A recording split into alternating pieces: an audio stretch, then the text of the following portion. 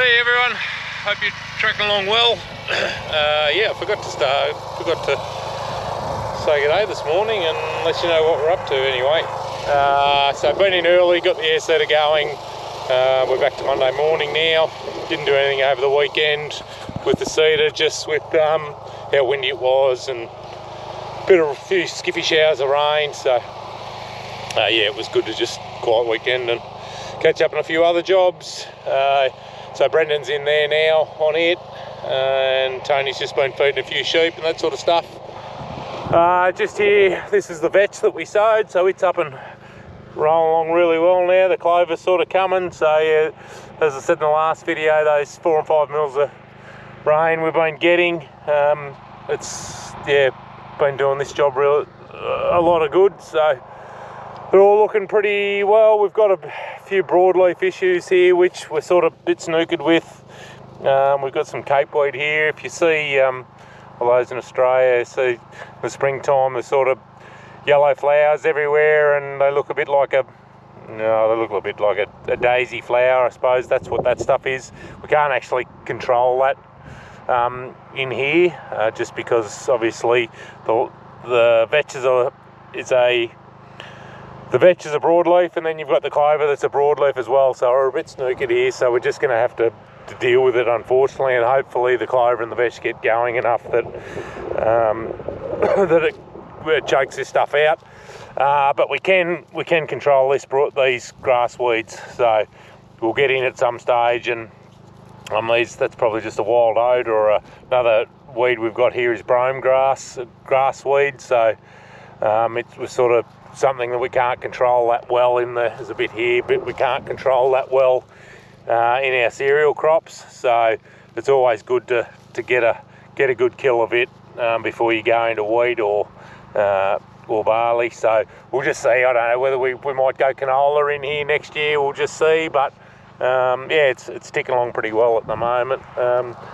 So yeah, just here we've got an old set of harrows here, or what we call harrows, and they collapsed there. They've been here for about 5 or 6 years actually, and they fell into disrepair. Can't actually remember what happened at the time, but anyway, they got pulled here in the corner of the paddock, and that's where they stayed. So just trying to do a bit of a resurrection job. We don't use them that often because they haven't been used for 5 or 6 years, but they're just handy. We want to this lucerne that we've got to sow, one paddock's still a bit cloddy, just from where we've disked the paddock up, so we just want to try and break those clods down a bit. And also when we put the pre-em chemical out, we're going to sort of put it out and then run these harrows over the top of the paddocks again, and yeah, then we'll sort of leave the treflan. Lucerne doesn't really like treflan that much, so we'll put the treflan out, harrow the paddock, and that just seals the treflan up, so it doesn't essentially evaporate, and which it does, because it turns, once it sort of gets moisture on it, it turns to a gas. So yeah, so we'll get these operational so we can do that, use them for that, and then they'll be good for smashing up canola stubbles and that sort of stuff. So we'll see how we go. We've got an arm there that's, you can see, bent, and yeah, so there's actually an arm that comes off here and runs up here, the hydraulic ram at the front here, and then you operate the hydraulics and they stand up on their end, and then you can just manually fold the wings around. But these pipes, well, one had broken altogether and the other one was badly bent, so I've just got a couple of bits of 2-inch pipe there, and yeah, essentially you can see that I've just slipped it over there and just running a bead of weld around there. So anyway, it's coming up all right at the moment, so but pretty cold again.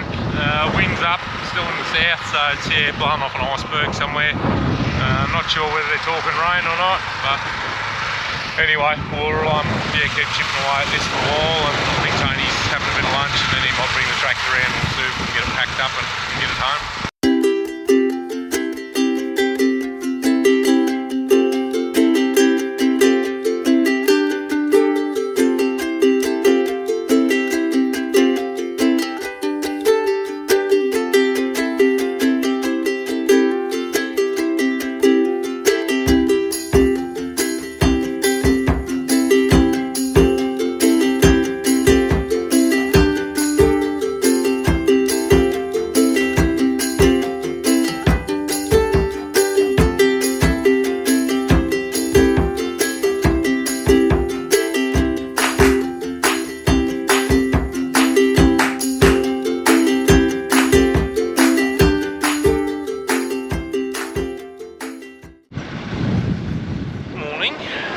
Yeah, just in here in town. It's about 6:30, and they're just loading up to go again. Got about 80 hectares done yesterday, or not quite, which is a pretty good day, probably one of our bigger days. But yeah, if you were sort of going by 6:30, and I went through till about 9:30 last night. So we've got, what have we got? We've got about 15 or 20, not quite 20 hectares left in here. So yeah, just won't need a full bin full, so just topping it up, and hopefully we've got enough for it to finish. There's a little bit left in the truck here that I'm gonna yeah, just shuffle the truck around and yeah, get the last of it out. There's, you know, might be a couple 100 kilos left in there, so we'll get that out just in case we're a bit short. But got the old harrows home. Yeah, we'll have a look at them later when we get back there and just show you what the go is. So, but no, still pretty windy, but going to be a nice day by the looks of it. The clouds sort of nicked off. Doesn't appear to be much rain for the next week, I don't think. So yeah, we'll get out of here by lunchtime and get shifted onto the next job, and yeah, sort of 5 or 6 days down there, all going to plan, and we'll be back home. Alright, all done in town. Got the truck cleaned out. We had about a tonne left over, a bit more, so I've just chucked in a bulker bag, and we might, I think I mentioned early on, we've got 10 hectares, 25 acres block up the back that I'm going to just do a shotgun mix, just all the odds and ends and half bags of seed and that sort of stuff. Just going to tip them all in together, and we'll sow them out of the road, and we can cut up a hay or graze it or whatever. But a bit of a rundown on the harrows now that we've got them up, and you can sort of see how they work. I tried to do this earlier on, but I'm having GoPro issues, and I've about got the brace and bits with it. I'm not too sure what's going on, but we'll have another go. So yeah, as you can see, it folds up, stands up with the hydraulic ram at the front there, and then the wings come round, and then you've just got a bar that it's a bit of a man-killing thing. You stick a bar under this axle here, and it goes up on there, and then you lift it up into the cradle. So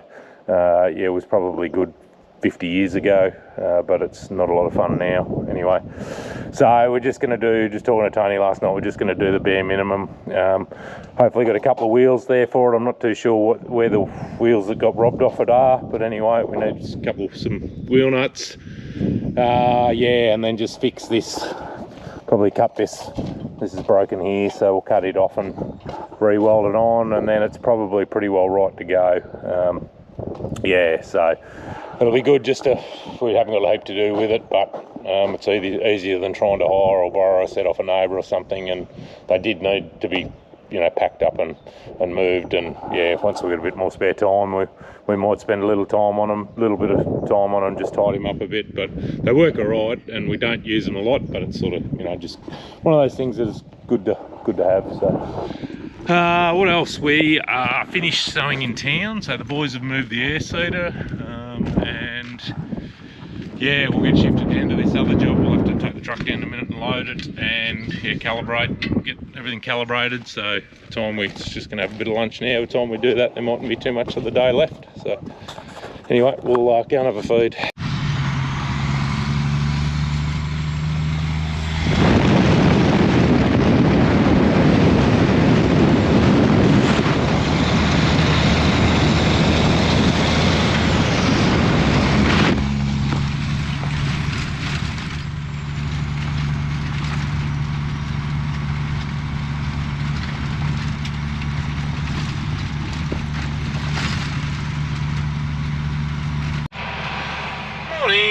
Rolled into another day.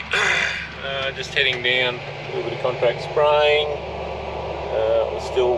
Brendan's just here, started sowing a bit of oats here last night, and yeah, I don't know what there is, 30-40 hectares oats or something, and then we'll shift onto some grazing wheat. So the wind's finally disappeared, which is good, because it's been a pretty ordinary couple of days, the last probably week really.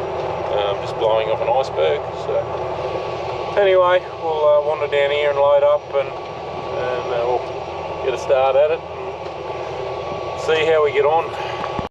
Just sort of pull up and give you a quick look at the maize crop. So apparently this is not far off. They'll be here to chop this in the next day or two. So yeah, they've got a couple of circles, pivots here for silage. So yeah, the guys will come in with the big chopper and the trucks or trailers, tractors and trailers, and yeah, they chop it and then cart it and put it in a pit, and they'll cover it with plastic to feed out during the year. I'm not 100% sure what this variety is. I suggest it'll be a silage variety, but yeah, it could quite possibly get taken through to grain as well, and the grain would get used for, depending obviously on variety, but you know, for chips and also stock feed obviously is probably the bigger one. But yeah, like your corn chips and cornflakes and that sort of stuff. And then you've got a different, like popcorn is a different variety again, and also your sweet corn is a different one again. Like sweet corn, you'd be picking it now to cook and eat. So anyway, it's hopefully I'll get a bit of footage of the chopper working when they get here. I do have the drone here. The guy that manages the place, he did say they were coming today, but it's nearly lunchtime and hasn't been any sight of them. So anyway, we're going to come in once this has been harvested. Yeah, we're coming in. They're going to sow some vetch in here afterwards, so we'll multi-disc it for them, and then yeah, sow some veg. So anyway, there's still a bit to do. It's probably a good couple of weeks before we're back in here sowing veg. But anyway, it'll be interesting to see how it goes. But yeah, just another farming system that sort of happens here locally. Yeah, we've sort of, when we've grown corn ourselves, and I won't rule it out of not growing it again, but we battle because we're probably this far sort of south in the country, we battle to get it to dry. Yeah, so it's getting it to dry down to get it to the point where you can harvest it. So generally you do have to dry it, even if you sow it on time. Yeah, whether our summer's not quite long enough, but yeah, and Australia doesn't actually have an ethanol industry. It's a bit, one thing I don't like about the corn sort of job, you've got to harvest it, you've got to be able to store it. Yeah, you've got to be able to store it and then market it. You can't just sort of harvest it and then deliver it. So, and because it yields so well, you know, 10 to 15, 16 tonne to the hectare, you don't need a lot of hectares to get a lot of grain. So you just need that ability to store it and be able to market it. But never say never, we might grow it again. But yeah, anyway, sort of give you a look at this stuff.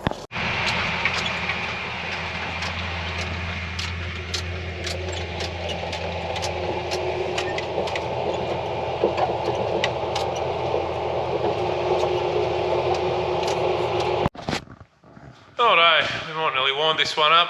I got the spraying done, which is good. Brendan's only got about 10 hectares of oats left to do. We just got a couple of little paddocks down there. He filled again about 5 o'clock and then just knocked off, so I'll head down in the morning early and finish that over, and then we can clean out and get onto the wheat. Tony's resurrected that the harrow, which is good. He's got some wheels for it and spent a few hours almost the afternoon getting it back into shape. So yeah, it's ticking along not too bad. The pressure's starting to come off a bit, which is good. Actually been able to get into the gym. I've sort of been working it so I can have a shower, because I was starting to get sick of showering in the caravan, because the bathroom's only half complete. So yeah, I've actually been going into town about 4 o'clock in the arbos and doing an hour and a half in the gym, and then having a shower in at the gym. So yeah, it's been good. I've been missing it a bit. So between having man flu and cropping, it's been gone by the wayside a little bit. So anyway, thanks for watching along. Yeah, keep subscribing, and yeah, we'll catch you on the next one. Ta-da.